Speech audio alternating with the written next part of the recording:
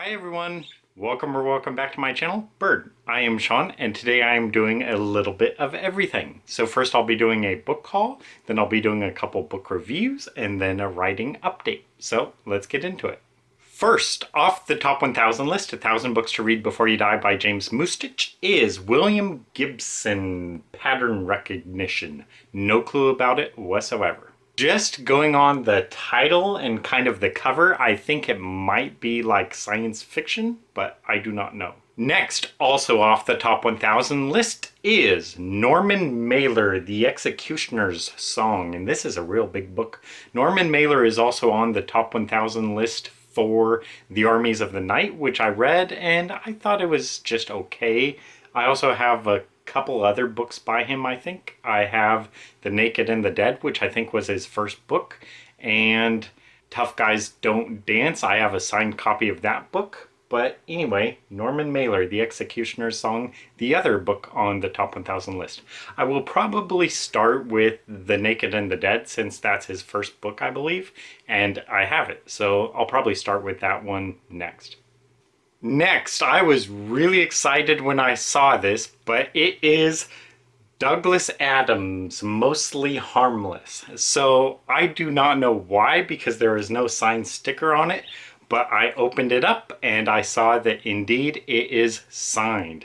So that just like completely made me excited when I saw it at the bookstore, so I got it.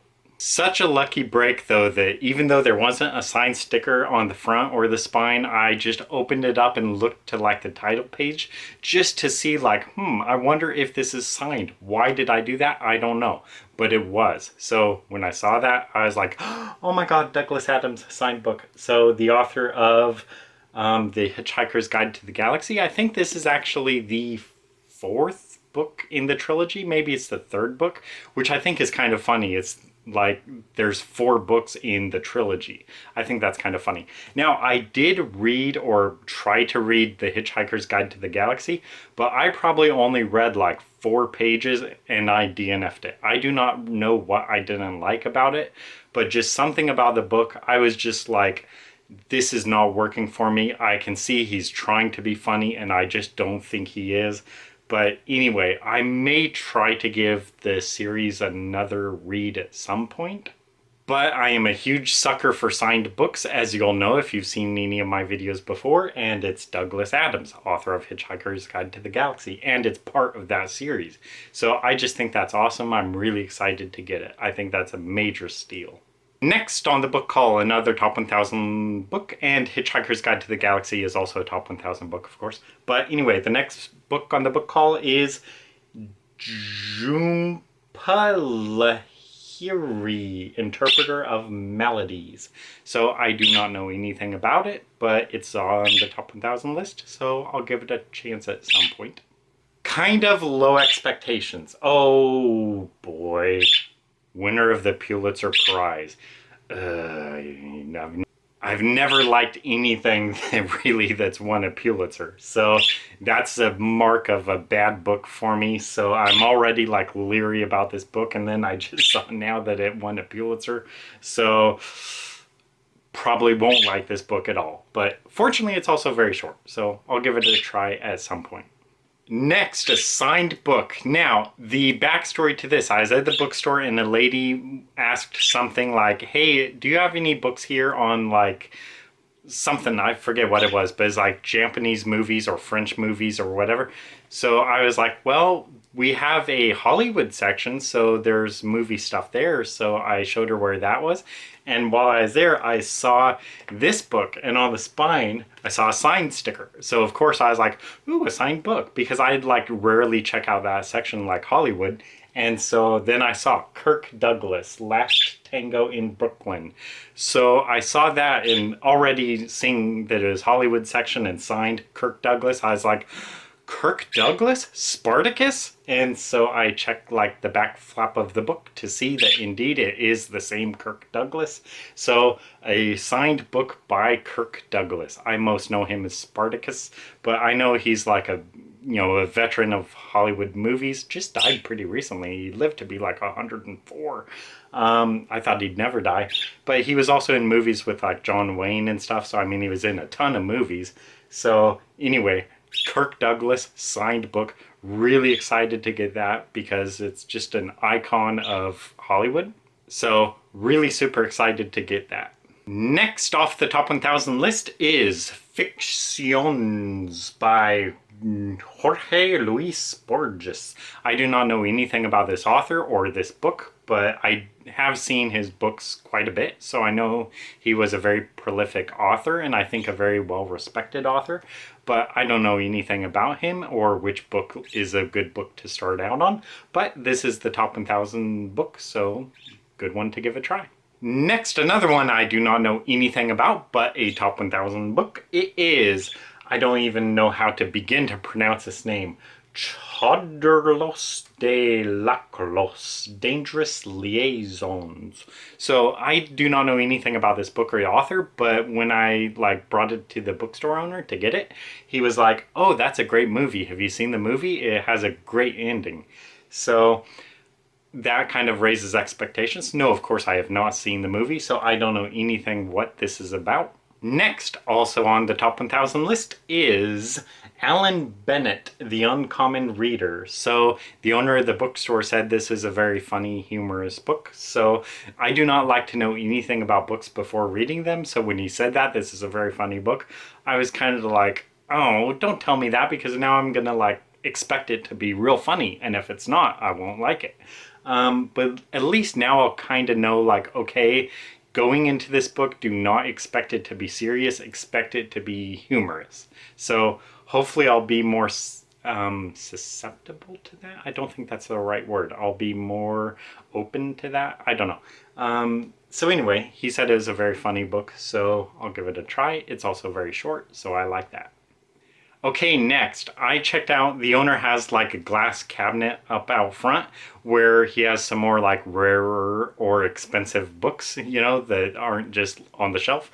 And so I looked and I saw this certain book and I saw it had a sign sticker. And right away I was just like, oh, frick. Because I saw who the author was, of course, and I was just like, I don't really want to buy this, but it's a signed book by this author. But I don't want to buy this. I don't want to touch this. I don't want to have anything to do with this. This makes me sick. I don't want it, but it's a signed book by this author. So I kind of have to get it. And it was only 30 bucks and just by the author. And I didn't really want to, but it's the author and I'm a sucker for signed books, but I hate this author. I hate them more than anyone else in the world. Anyone. And I mean, I just hate this author. But anyway, that author this is a signed book. I don't even like touching this thing. I just want to get rid of it. I don't even want to look at it. But here we go. All You're Perfect by Colleen Hoover. Okay, anyway, moving on. I need to wash my hands.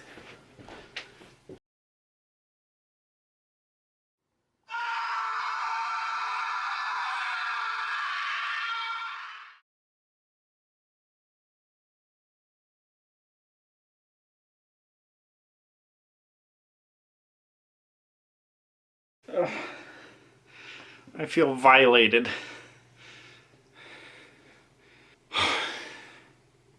Next on the book haul, I've been looking for this book for a few weeks or months, and I finally found it at the bookstore. I asked the bookstore owner, hey, did you just get this? Because I've been checking, every time I've came into the bookstore. And he said, no, that's been there for a while. So I don't know how I missed it. But that book is We Were Soldiers Once and Young by Harold Moore and Joseph Galloway. So this is the book that inspired the film with Mel Gibson, which is my favorite war movie of all time. I love the film We Were Soldiers. So I'm very interested in reading the book and just seeing how it goes. So I'm eager to read that. He also has a copy of the sequel of this book. I didn't know there was a sequel, but I think the title is something like We Are Still Soldiers or something like that. So just based on how this book goes, I'm kind of curious about reading that one as well. But I just got this one for now because I've really wanted to give this book a try. Last on the book haul to make up for the Colleen Hoover book. I don't want to end on that note. I was recently just got back from a trip to Winthrop, and so of course I went to the bookstore there and I had to buy something. So I was looking around for books and none really stood out to me too much. There was a copy of a signed book by Stacey Abrams, who is a has-been Democratic candidate for governor of Georgia. And so there's a signed book by her at the bookstore and I didn't get it. One reason, because I just don't like Stacey Abrams. Now, I do think she will probably wind up running for president either in 2024 or another election. And I think she definitely wants to be at least vice president. So I think she's going to try to get on the Democratic ticket in some way if she can. So when I saw they had a signed book by her, I was kind of like, you know, this woman could potentially be president or vice president one day. And I'm such a big sucker for signed books, and I have several presidential autographs and a vice presidential autograph. So I was kind of like, well, this could be another president or vice president, but do I really want it? In, I think, 2012, I saw a signed book by Mike Huckabee, who I think was the governor of Arkansas, and I think he was running for president then. But I kind of decided, well, you know what? I don't think he's going to win, so I'm going to pass on this. And of course, he never won the election. He never became the nominee, so I didn't ever really feel bad that I passed on that. So this is kind of the same thing. I know she may try to become president or vice president, and indeed, she may. Who knows? But I just don't really want it. And even if she were by some happenstance to become president or vice president, I don't think I'd really care. I wouldn't be like, oh man, I could have had her autograph, because I just don't really care. I already have several presidential autographs and they mean much more to me than Stacey Abrams. So I'm just passing on that. So I wanted to get some kind of book from the Winthrop bookstore. So I saw one that interested me and I got it. And that book is Dune by Frank Herbert. So I read part of this in high school and I only read like a couple chapters maybe. The only thing I remembered was that like some president was drugged and he woke up in a room and a guy came in and was like, don't pretend to be asleep. We know how much drugs you were given. We know you're awake. And that's all I remembered from the book. Now, I flipped through this book at Target. I didn't get the book there because I don't really like Target and I didn't want to pay for the book. So I flipped through this book and I was looking for that scene just to see like where it was, and I couldn't even find it. And the things that I was reading in like the first few pages, I didn't remember any of it. It was like describing these alien creatures or whatever. And I was like, is this the same book that I read? Is this like a different edition? Was I not reading Dune? So anyway, this is of course a top 1000 book. I have a signed book by Frank Herbert, so I have to read Dune at some point. I have kind of low expectations because I'm definitely not a fan of science fiction, and this is like pure science fiction. But of course it's a very influential book, so we'll see. Really what I would need is for Frank Herbert to be a real good writer, and just from my recollection of reading it, I don't remember that at all. I think he's more just like a, you know, pure science fiction author. So you have to, I think, kind of like that genre to like his books. I'm not sure how much like appeal his writing would have to a non-science fiction fan, but I'll try it at some point. Colleen Hoover. Okay, let's begin with the book reviews, and these will be pretty short. The first book review is Neal Stephenson's Snow Crash. So I have a signed book by Neal Stephenson, Quicksilver, that is on the top 1000 list.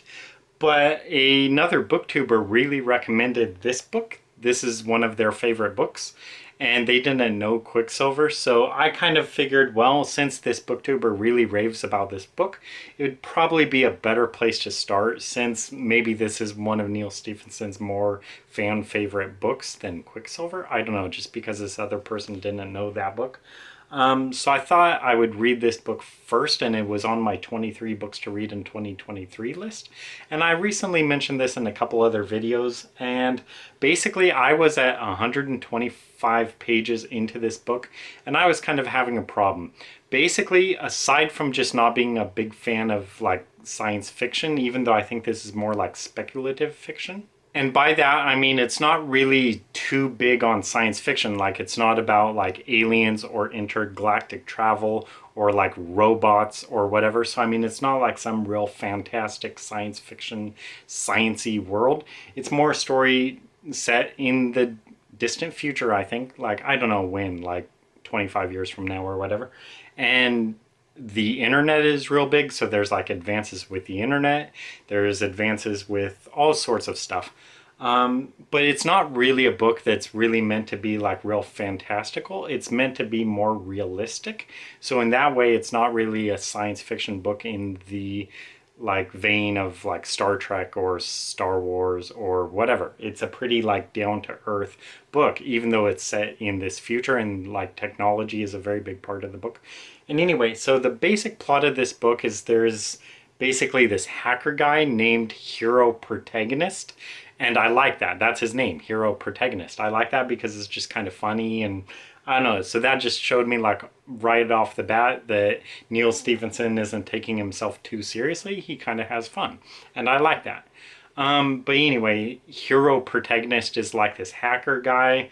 And basically he is introduced to this computer program called Snow Crash, which kind of like drives one of his friends like insane, or it like messes with his brain. So he's kind of like, what is this program? I want to know more about this. So that like gets him started on this search, and it leads him to like this kind of like church cult leader guy, and he is trying to like bring in people from, I think, Indonesia, like bring in migrants, because he plans to use them to do this thing with this drug thing. And so anyway, that's just like a very poorly summarized summary of the book. But basically the thing is, this book is done in what's called maximalist style. So that is like the opposite of how I write. I don't like having much description in books. And so this is the opposite. This has like overload of description.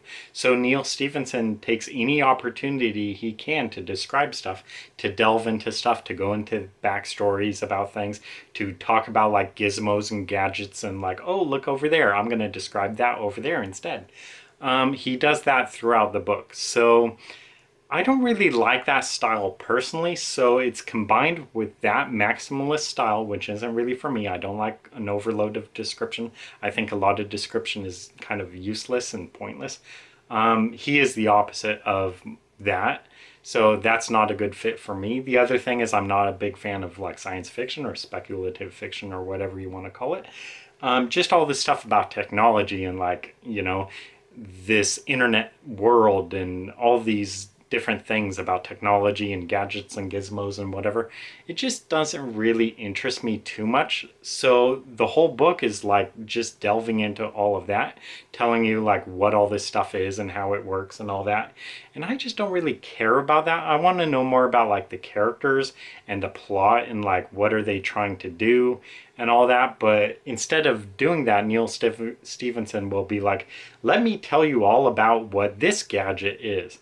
And that's just not really a fit for me. So basically with his book, I like parts of his writing. It is pretty readable and entertaining, enjoyable and vivid and all that. So I like parts of his writing and also parts of his humor, like the character being named Hero Protagonist. I like all of that. So those are things I like, but the other stuff about the maximalist style and just the genre in general, just this, you know, science fiction, speculative fiction, and like techno overload of details, it's just not really for me. I can't really fault the book for that, or I can't really fault Neal Stephenson's writing for that. It's nothing he did wrong. It's just not really for me.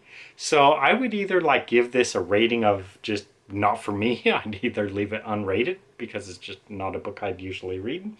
But I would give it 3 stars 2 stars just kind of for effort, and then the 3rd star just because I kind of like his writing style and parts of his humor and all that. So mainly I would recommend this if you're a fan of science fiction, fantasy, speculative fiction, techno stuff, especially like Michael Crichton. That is the author I know who writes a lot about technology in his books. Neal Stephenson is much the same way. So if you like Michael Crichton, you may like Neal Stephenson. So I can see what the other booktuber was talking about, how he really liked this book. I can kind of see why. It's just not really for me personally, so just not for me. I do still, of course, plan to read Quicksilver because it's, you know, on the top 1000 list. I am really kind of I have low expectations after this though, because Quicksilver is actually book 1 of 3, and it's a very long book. And this one is comparatively short. But even this book I felt was like 150 or 200 pages too long. So how will I think going into that other book, Quicksilver, which is like, I don't know, 200 pages or maybe even more longer than this one. So really for that one, the plot or the characters are really going to have to pull me in, or the writing. There is going to have to be something about that book, Quicksilver, that just makes me think, okay, I'm going to definitely give this one a leash. If I'm just like right off the bat just thinking like, oh, same thing, this is techno mumbo jumbo and he's describing everything about everything and I'm not really into this, I'll probably give it a shorter leash. But I tried about 125 pages of Snow Crash, and I think I got a good idea of Neal Stephenson's style. So I can at least have a good feel for him, but it's not for me. Maybe you'll like it though. So if you're a fan of this kind of genre, give it a try. Okay, the other book review is If I Die in a Combat Zone, Bucks Me Up and Ship Me Home by Tim O'Brien. So a couple years ago I read The Things They Carried by Tim O'Brien, which I absolutely love.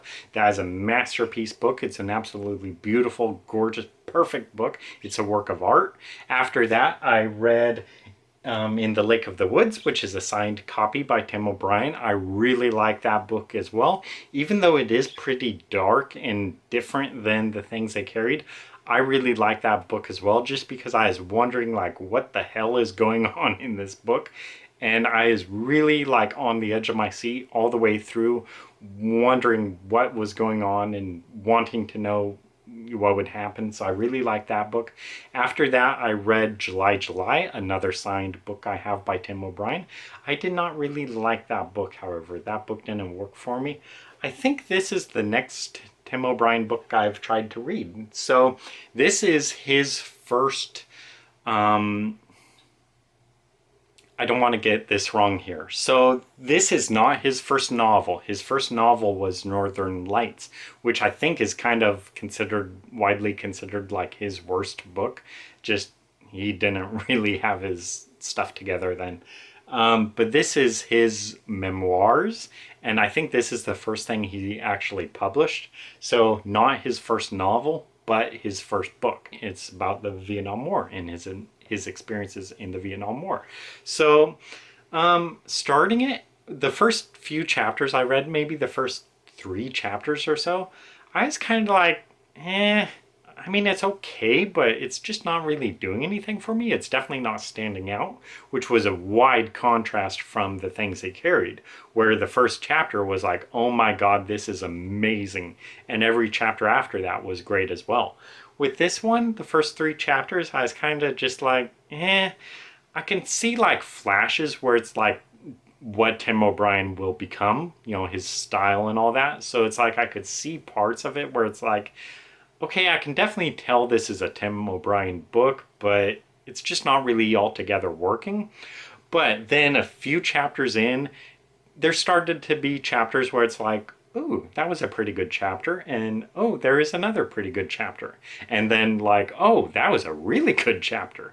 And so I think maybe reading this book, you can start to see his writing evolve, because to me, the first few chapters, not really good, not memorable, but then he starts to develop a rhythm and he starts to be able to tell an engaging story. I don't know, maybe that's just me, but so partway into the book, I start to think, well, this is starting to pick up steam. And basically, that's the conclusion of the book is the start of the book, not too good. After that, he starts to develop his rhythm. He maybe gets better as a writer, maybe. And the rest of the stories are pretty good and engaging and great, really. So how to rate it? I think personally, it's not my favorite book by him. I think his best books are still The Things They Carried. Absolutely 5-star, excellent book. Then In the Lake of the Woods, again, I give that book 5 stars. That's a great book, but not quite as good as The Things They Carried. July, I didn't really like, so that's definitely at the bottom of the list. So If I Die in a Combat Zone would go between those. So the main thing I think about it is a lot of people reading reviews of The Things They Carried, a lot of the thing people didn't like about The Things They Carried is that O'Brien has what's called a metafiction writing style, where he blends truth and fiction, and where he will like lie to readers at certain points, where he will say like this is made up or this is truth, and then he'll go back and say like no, I was just lying about that, so that's not real, or maybe it is real. And a lot of readers of The Things They Carried didn't really like that because they couldn't figure out what is true or not. So I think for those readers, they may like this book more because he doesn't do that. It is a memoirs. He's not lying to you. He's basically, presumably, telling you the truth about everything. So I think those people who don't like The Things They Carried, who didn't like that style, would like this book more. Personally, it's kind of the opposite. I really liked The Things They Carried. I like that style. I really think every single chapter of that book was perfect. This book, not really. I mean, there's some chapters for sure where it's really good. I think it's definitely worth a read, and it's not a book where I would tell people like, oh yeah, you could go ahead and skip that book. So it is a good book to start out on, especially if you want to be a Tim O'Brien completionist. If you want to like start with his earliest books, this is his first book, his memoirs. So it's definitely a good starting point. And based on your personality, you may either like this book more because it's a memoirs, or you may like The Things They Carried more because it's more, I don't know, just well developed, I think personally, or you may not like that book because it's metafiction. Anyway, so either way, it's worth reading. So rating it, it's difficult. I would probably give this book 4 stars, just mainly because I don't really think it would belong among 5-star books. I mean, just looking at all my 5-star books, if I saw this book mentioned among them, I'd kind of think, that's not really a 5-star book. So I think a 4-star rating is good for it. Basically, I think you can see Tim O'Brien's style coming together, but he is still a younger writer learning his craft. So that is why I think The Things They Carried is far superior to this book. Maybe it's also just because I don't like memoirs really, but I think Tim O'Brien's writing in The Things They Carried is just perfect. But if you don't like that kind of style, you may like this book a lot more. So definitely worth reading. Okay, the final thing is the writing update. So when I went to Winthrop on, I think the first night, I finished the second draft of Arabian Dawn.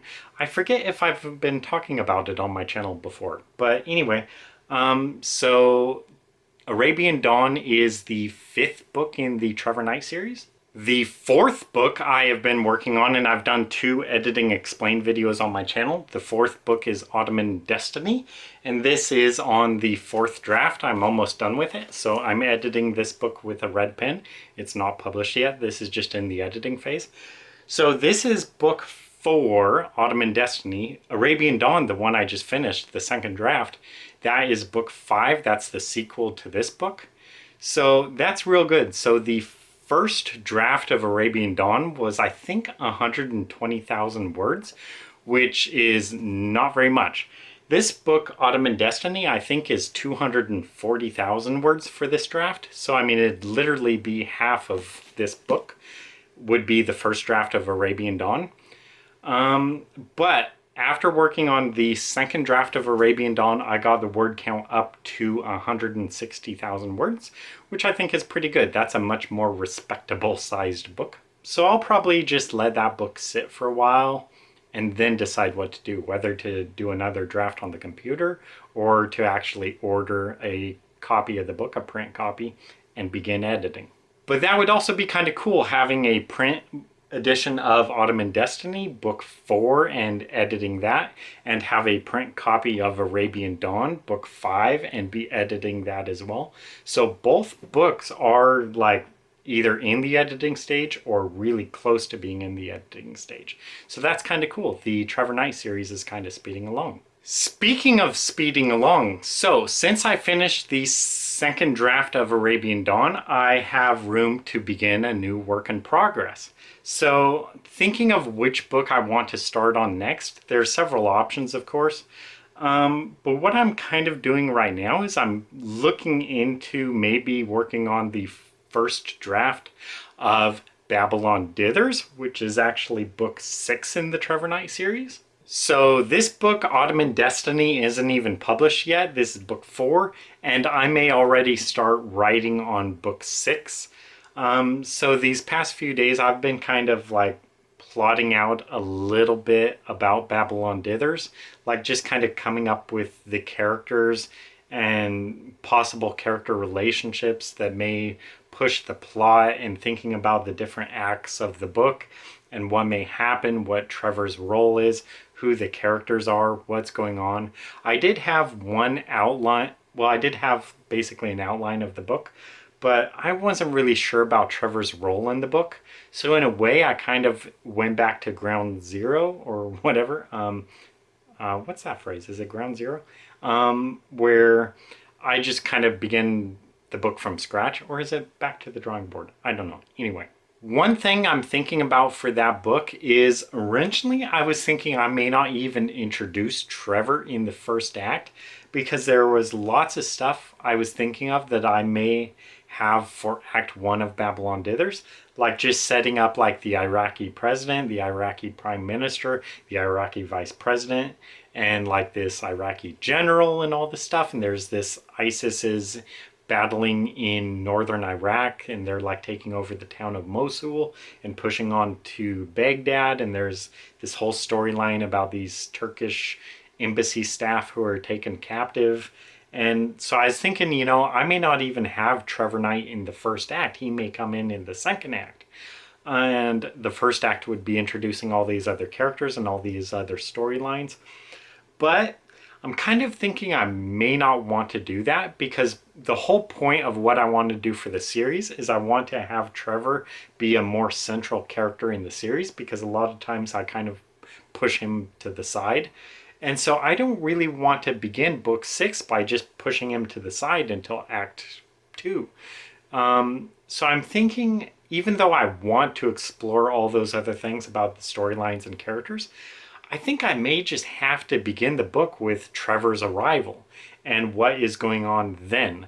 So I mean, maybe he does arrive like kind of late in the game.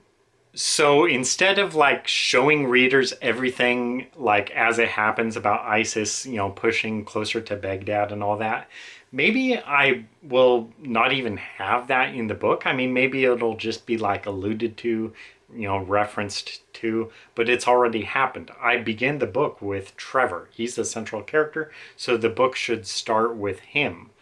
So I'm kind of thinking I should do that, but there are certain storylines I'm just kind of nervous about losing them, but I kind of know I should keep the book focused on Trevor and what Trevor's role is and how Trevor really changes things, and everything else is really just backstory, and you either don't need it or I should just sprinkle it in throughout the rest of the book.